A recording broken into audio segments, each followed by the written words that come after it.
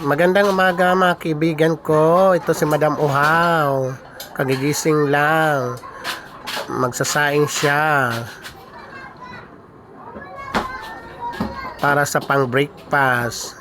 Nagtakal ng bigas. Ayan guys.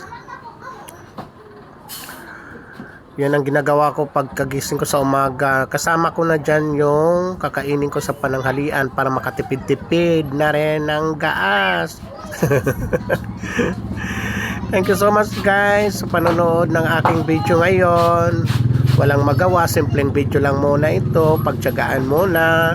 Mahirap magseryoso sa buhay. Na laging gawa ng video, mahirap, napakahirap. Kaintindihan nyo lang ito guys. Pasensya na po. Hinugasan ko na yung bigas. Tapos isasaing ko yan. Salamat guys ha. Salamat sa mga suporta ninyo. Salamat sa mga pag-react, pag-comments sa aking mga reels at mga video, aking mga live. Thank you so much guys. Thank you sa mga suporta ninyo sa akin. Yung gusto pang mag-follow, paki-follow na lang naman. Kung pwede lang. Thank you so much guys. Yan ang aking routine sa aking buhay para makapagtipid-tipid. Nakapanghingi ako ng ulam sa kapitbahay ko. Binigyan ako ng dried fish, yung maliliit na isda. Nakatipid-tipid na ako guys. Binigyan nila ako. Yan, tapos na ang paghugas ng bigas. Isasaing ko na. Kailangan talaga isaing.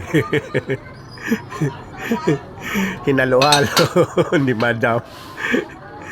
Ayan guys, bubuksan na yung gasol, pricey gas. Kasama ng panangalian para tipid-tipid sa gas. Ang mahal na pa naman ang bilhin ngayon. Ako, kailangan tipid-tipid sa buhay. Ayan, papaluto na guys. So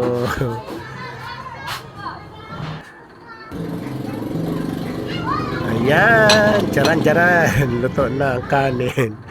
Ayan, may dried fish ako. Ayan na, yung bigay sa akin ng kapitbahay ko. Binigyan ako, nakalibre na ako ng ulam. Masarap yan, ipiprito ko yan. Preskong presko yan. Bagong huli at ibinilad syempre para maging dried fish. Naglagay na rin ako ng mantika. Tapos ilang saglit lang, painitin para maprito na yung dried fish. Ayan ang dried fish. Ayan na. Oh, kailangan malutong. Masarap ang malutong-lutong para makain na rin yung ulo ng isda. Para hindi masayang rin. Thank you guys sa panonood at sa mga suporta ninyo sa aking mga video, sa aking mga reels. Thank you so much. Sana hindi kayo magsawa sa panonood kay Madam Uhaw.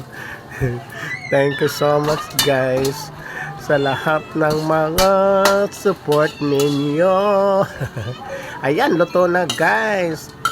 Pagkatapos nyan, kakain na ako. May ano yan, partner na gulay. Masarap ang partner na gulay kasama. Hanggang dito na lang.